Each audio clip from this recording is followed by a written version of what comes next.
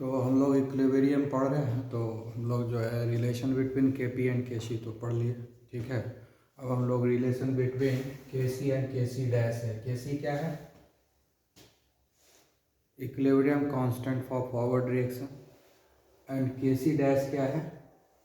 Equilibrium constant for backward reaction, ठीक है। Example लेकर के हम आराम से इसके वैल्यू को देख सकते हैं कि दोनों में रिलेशन क्या होता है। तो जैसे हम लोग लेते हैं, एक रिएक्शन लेते हैं हाइड्रोजन गैस का, और हाइड्रोजन और आयोडीन, इस दोनों का रिएक्शन हम लोग करवाते हैं, ठीक है। इस दोनों का रिएक्शन जब हम लोग करवाते हैं तो बनता क्या है? हाइड्रोजन आयोडाइड बनता है, ठीक है। ये हाइड्रोजन आयोडाइड, इसको भी हम लोग गैसियस फॉर्म में ले लेते हैं, ये भी गैसियस फॉर्म में बन गया, ठीक है। ये रिएक्शन जो है हो गया, ठीक है। तो अब क्या करेंगे हम लोग, ये बैलेंस केमिकल इक्वेशन है, तो हम लोग पहले, ये फॉरवर्ड रिएक्शन है, ठीक है, और इधर से इधर जो आएगा ये बैकवर्ड रिएक्शन होगा। तो फॉरवर्ड रिएक्शन का हम लोग पहले निकालते हैं के सी, है ना, for forward reaction, for forward reaction, ठीक है। फॉर फॉरवर्ड रिएक्शन के सी निकालेंगे तो क्या होगा? कॉन्सेंट्रेशन ऑफ द प्रोडक्ट, तो कॉन्सेंट्रेशन ऑफ द प्रोडक्ट लिए, इस पर ये पावर हो जाएगा। दूसरा हम लोग इधर उल्टा ये दोनों का लेंगे, रिएक्टेंट नीचे होगा H2 और I2, ठीक है। ये हो गया Kc, ठीक है। इस दोनों का कोफिशिएंट 1 है, इसलिए इस पर पावर 1 है, ठीक है। अब हम लोग लिखते हैं for backward reaction, for backward reaction, for backward reaction हो गया Kc डैश, ठीक है। क्या होगा? बैकवर्ड रिएक्शन मतलब इधर से इधर, ये हो गया प्रोडक्ट, ये हो गया रिएक्टेंट। बैकवर्ड रिएक्शन मतलब इधर से इधर होगा, ये रिएक्टेंट होगा और ये प्रोडक्ट होगा, ठीक है। तो प्रोडक्ट को हम ऊपर भी लिखते हैं, तो प्रोडक्ट यहाँ पर हो गया ये, और रिएक्टेंट अभी इधर हो गया hydrogen iodide, decomposition of hydrogen iodide हो गया। बैकवर्ड रिएक्शन क्या हुआ? डिकम्पोजिशन ऑफ हाइड्रोजन आयोडाइड, ये combination of hydrogen and iodine forward reaction हुआ, और बैकवर्ड रिएक्शन हुआ डिकम्पोजिशन ऑफ हाइड्रोजन आयोडाइड, जो कि हाइड्रोजन और आयोडीन में कन्वर्ट हो जाता है, ठीक है। तो ये हो गया Kc, फॉरवर्ड रिएक्शन के लिए हो गया, बैकवर्ड रिएक्शन के लिए Kc डैश हो गया। अब दोनों में क्या रिलेशन होगा? देखिए एक दूसरे का, दोनों जो है क्या है? इनवर्स है। कैसे पता चलेगा? तो हम लोग निकाल लेते हैं Kc अपॉन Kc डैश, ठीक है। तो Kc का वैल्यू कितना है? HI²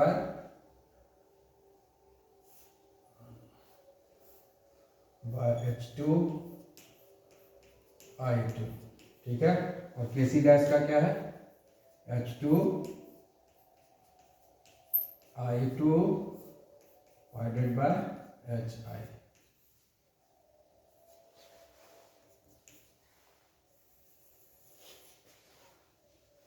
ठीक है।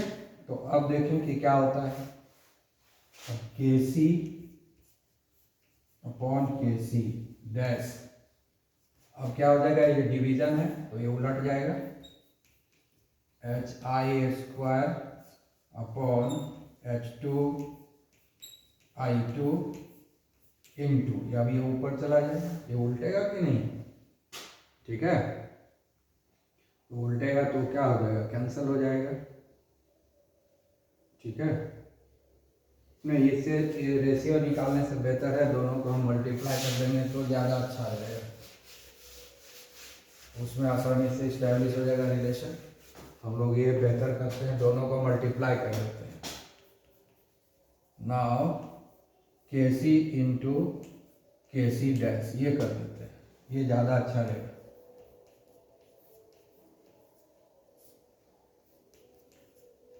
H2 I2 into H2 I2 bye HI²।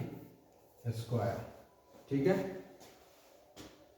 तो अब देखिए क्या होगा, ये कट गया, ये कट गया, ये कट गया, कुछ नहीं बचा।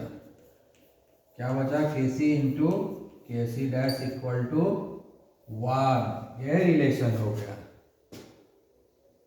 है ना। फॉरवर्ड रिएक्शन का जो इक्विलिब्रियम कांस्टेंट है और जो बैकवर्ड रिएक्शन का इक्विलिब्रियम कांस्टेंट है, दोनों का रिलेशन यही है कि दोनों का प्रोडक्ट 1 के बराबर होता है। या इसको हम दूसरे तरीके से लिख सकते हैं, KC equal to 1/KC dash, या हम लोग लिख सकते हैं KC prime equal to 1/KC। Inverse relation है, यानी फॉरवर्ड रिएक्शन और बैकवर्ड रिएक्शन का जो इक्विलिब्रियम कांस्टेंट है एक दूसरे का इन्वर्स है। ठीक है, तो ये एक रिलेशनशिप हो गया जिसको याद रखना है कि फॉरवर्ड रिएक्शन और बैकवर्ड रिएक्शन का रिलेशनशिप क्या होता है। ये फाइनल रिलेशनशिप, ये रिलेशनशिप याद रखना है। ये तीनों में से कोई भी रिलेशन आपको याद रखना है। ओके, अब हम लोग जो है एक और relation between KC and KC double prime, इसमें रिलेशन इस्टेब्लिश करेंगे।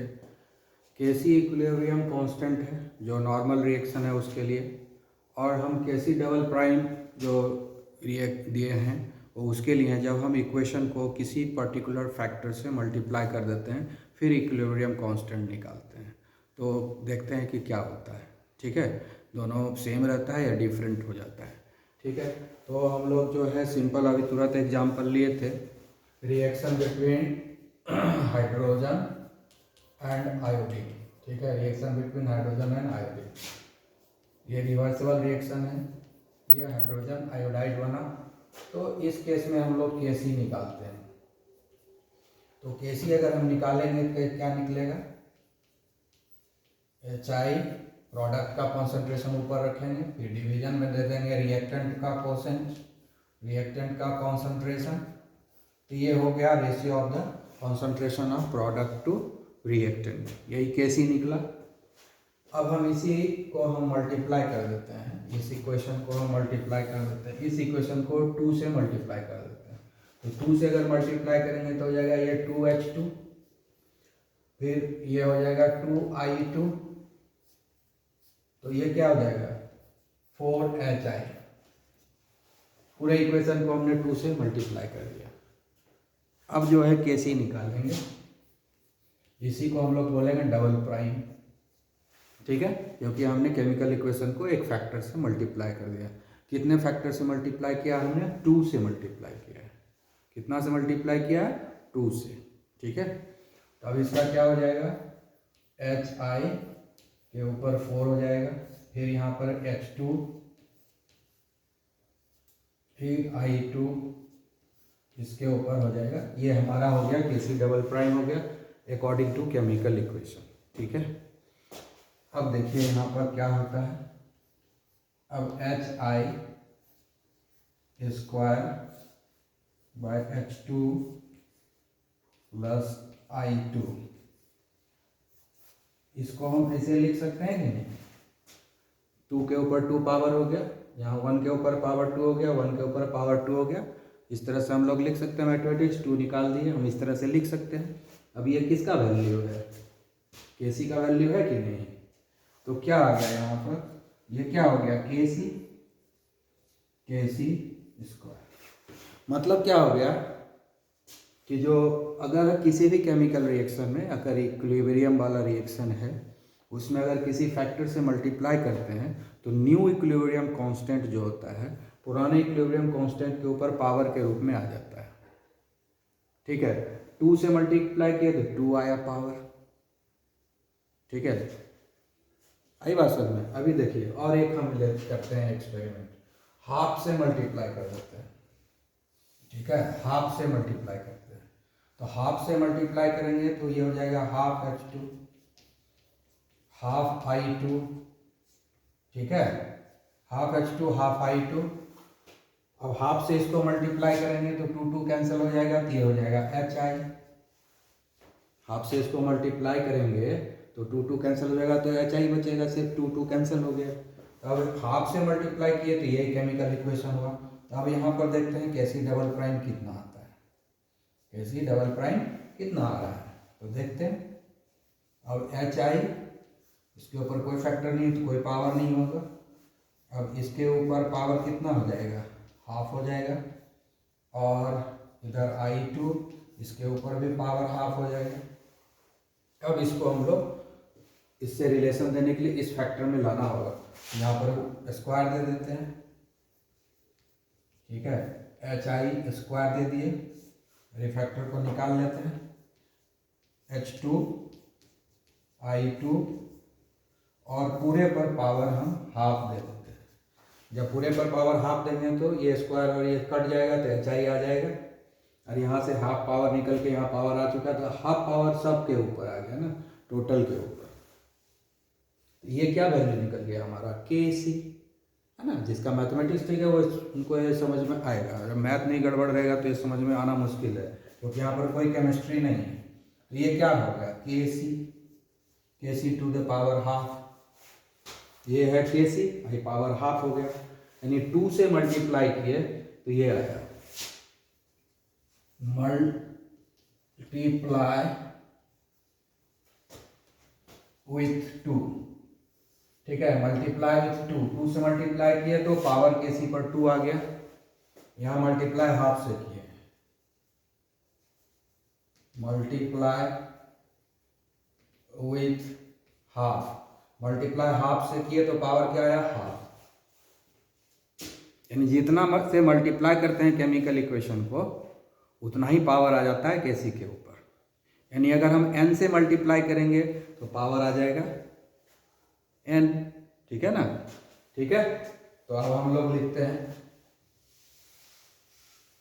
मल्टीप्लाई विथ n, ठीक है। मल्टीप्लाई विथ 2, ठीक है। तो Kc इक्वल टू आया Kc स्क्वायर, फिर मल्टीप्लाई विथ हाफ, तो Kc इक्वल टू आया Kc हाफ पावर आया। देयरफॉर मल्टीप्लाई विथ n, तो क्या आएगा, Kc इक्वल टू Kc पर पावर n हो जाएगा, ठीक है। तो ये रिलेशन होगा Kc और Kc, अच्छा हाँ ये Kc नहीं हुआ ना, ये Kc double prime, Kc double prime, तो Kc डबल प्राइम हुआ ना। यानी मल्टीप्लाई करने वाले में Kc डबल प्राइम रखते हैं, रिवर्स रिएक्शन में Kc 1 प्राइम रखते हैं। तो ये हो गया हमारा, ये रिलेशनशिप आ गया, ठीक है। तो इस तरीके से दूसरा रिलेशनशिप आया हमारा, ठीक है। इसके अलावा एक और है जिसको हम लोग अभी पढ़ेंगे, ठीक है। ठीक है, अब हम लोग इक्विलिब्रियम कांस्टेंट का एक रिलेशन बनाएंगे, ठीक है। जब कोई सेम रिएक्शन है जो सिंगल स्टेप में भी हो सकता है और मल्टीपल स्टेप में हो सकता है, तो मल्टीपल स्टेप में जो इक्विलिब्रियम कांस्टेंट होता है और जो ओवरऑल इक्विलिब्रियम कांस्टेंट होता है उसमें क्या रिलेशन है। जैसे हमने यहाँ पर एग्जांपल लिया है कि नाइट्रोजन और ऑक्सीजन आपस में रिएक्शन किया, नाइट्रोजन डाइऑक्साइड बनाया, तो उसका हमने इक्विलिब्रियम कांस्टेंट ले लिया K, ठीक है। ये K ले लिया है, ये Kc हो गया हमारा, ठीक है। अब यहाँ ध्यान से देखिए जरा, यही रिएक्शन जब मल्टीपल स्टेप में होता है, ये फर्स्ट स्टेप, ये हो गया सेकेंड स्टेप। यही रिएक्शन 2 स्टेप में हो, पहले नाइट्रोजन ऑक्सीजन से रिएक्शन किया, बनाया नाइट्रिक ऑक्साइड, फिर ये नाइट्रिक ऑक्साइड ऑक्सीजन फिर से रिएक्शन किया ऑक्सीजन से और नाइट्रोजन डाइऑक्साइड, तो 2 स्टेप में नाइट्रोजन डाइऑक्साइड मिला है इसमें, और ये सिंगल स्टेप में मिला है। तो क्या दोनों ही केस में तो नाइट्रोजन डाइऑक्साइड ही बना है, इसमें 2 स्टेप में हुआ है रिएक्शन और इसमें सिंगल स्टेप में हुआ है, तो दोनों ही केस में इक्विलिब्रियम कांस्टेंट तो आएगा ही। तो ये दोनों का इक्विलिब्रियम कांस्टेंट सेम होगा या डिफरेंट होगा, तो डिफरेंट होता है। तो कितना डिफरेंट होता है, क्या रिलेशन होगा इसका इस दोनों के साथ।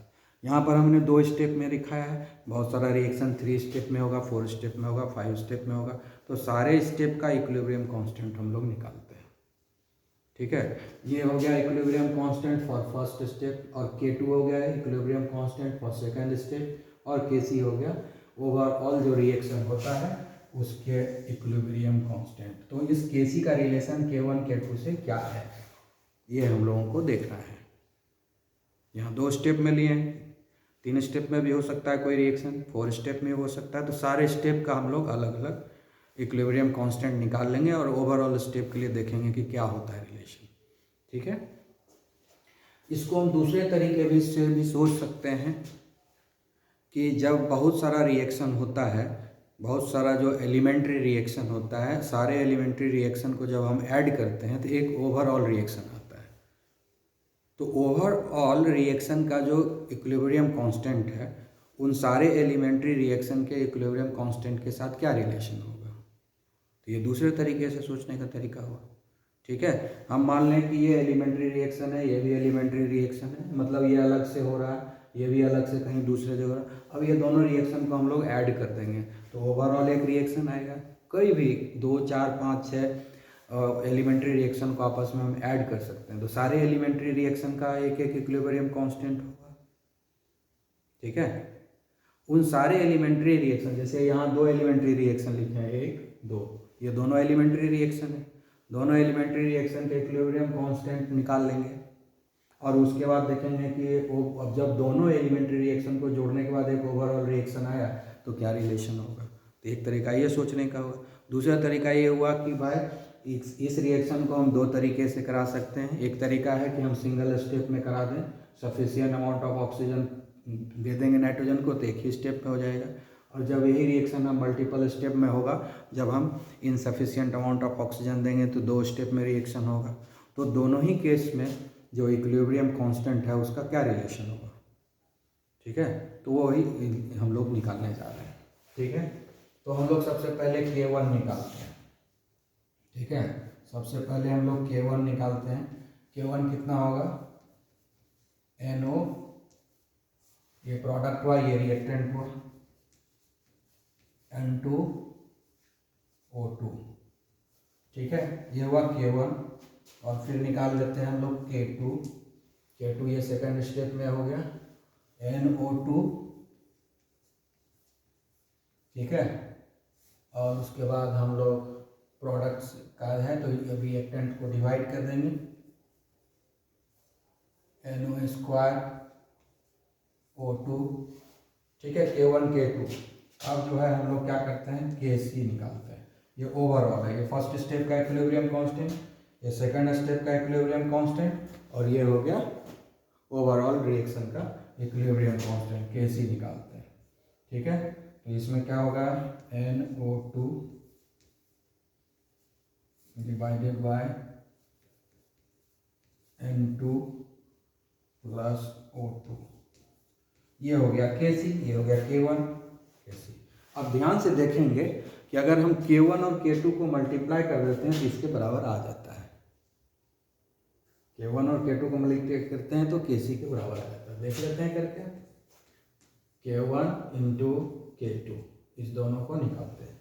K1 कितना है, NO bye N2 to O2। ठीक है, गुना हो जाएगा NO2 स्क्वायर। ठीक है, ठीक है, यहाँ पर 2NO है ना, तो NO के ऊपर स्क्वायर होगा। ठीक है, ये छूट गया था। ठीक है, तो NO स्क्वायर N2O2, K1 का वैल्यू दे दिए, फिर हम लोग K2 का वैल्यू दे देते हैं, NO2 square by NO square and O2।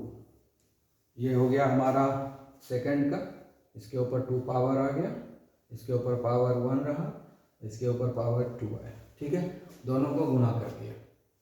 अब देखिए यहाँ NO2 स्क्वायर है, यहाँ NO2 स्क्वायर है, कट गया। ठीक है, अब ऊपर में क्या बचा, NO2। अब बचा क्या हमारे पास, NO2 स्क्वायर ऊपर में बच गया, नीचे क्या बचा है यहाँ N2 और यहाँ पर है O2 और यहाँ पर भी है O2, दोनों आपस में मल्टीप्लाई क्या हो जाएगा, O2 स्क्वायर हो जाएगा, O2 स्क्वायर हो जाएगा। देखिए ये क्या चीज़ का वैल्यू है, ये वैल्यू किसका आया, केसी का वैल्यू आया कि नहीं, केसी का वैल्यू आया।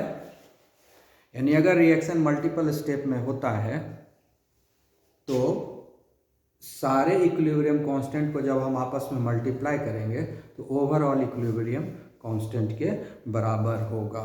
ठीक है, इसका रिजल्ट यही निकला। ठीक है ना, ओवरऑल तो क्या निकला, जब दो या दो से ज़्यादा इक्विलिब्रियम रिएक्शन को आपस में ऐड करते हैं तो हर स्टेप का जो इक्विलिब्रियम कांस्टेंट है सारे को जब हम मल्टीप्लाई करेंगे तो ऐड करने के बाद जो ओवरऑल रिएक्शन का जो इक्विलिब्रियम कांस्टेंट आता है उसके वैल्यू के बराबर होगा। तो फाइनली हमको मिल गया Kc equal to K1 into K2। अगर 3 रहेगा, ठीक है, तो कितना भी रिएक्शन रहे। अब इससे हमको क्या पता चल गया, ठीक है, इससे अब हमको क्या पता चला कि Kc जो होगा, ओवरऑल Kc जो होगा वो K1 इंटू K2 हो सकता है। Kc equal to K1 into K2 into K3 भी हो सकता है। Kc equal to K1 into K2 into K3 into K4, इसी तरह से इसी तरह से चलता जाएगा, Kn तक चला गया, ऐसे बढ़ता जाएगा। ये जितना भी इक्विलिब्रियम कांस्टेंट रहेगा स्टेप बाय स्टेप सबको जब आपस में मल्टीप्लाई कर देंगे तो हमको ओवरऑल इक्विलिब्रियम कांस्टेंट मिल जाएगा। ठीक है, ये तब होगा जब रिएक्शन मल्टीपल स्टेप में हो रहा है या बहुत सारा रिएक्शन जो एक दूसरे के ऊपर डिपेंड करता है, इंटरमीडिएट से बनता है। मल्टीपल एक रिएक्शन, दो रिएक्शन, सब रिएक्शन को जोड़ने के बाद ओवरऑल रिएक्शन जब आ जाता है तो उस केस में भी हम इसको अप्लाई कर सकते हैं। यानी दो अलग अलग रिएक्शन को आपस में जोड़ेंगे तो एक ओवरऑल रिएक्शन आएगा। ठीक है, तो उस केस में भी इसको अप्लाई कर सकते हैं। या कोई एक पर्टिकुलर रिएक्शन है जो मल्टीपल स्टेप में होता है और वो सिंगल स्टेप में भी हो सकता है, तो मल्टीपल स्टेप में भी करा कर देखेंगे और सिंगल स्टेप में भी करा कर देखेंगे। तो दोनों के में जो इक्विलिब्रियम कांस्टेंट का जो रिलेशन होगा, ठीक है, जब मल्टीपल स्टेप में होगा तो हर स्टेप का जो इक्विलिब्रियम कांस्टेंट है उसको जब आपस में मल्टीप्लाई कर देंगे तो ओवरऑल रिएक्शन के इक्विलिब्रियम कांस्टेंट के बराबर हो जाएगा। Okay okay dear, have a nice day.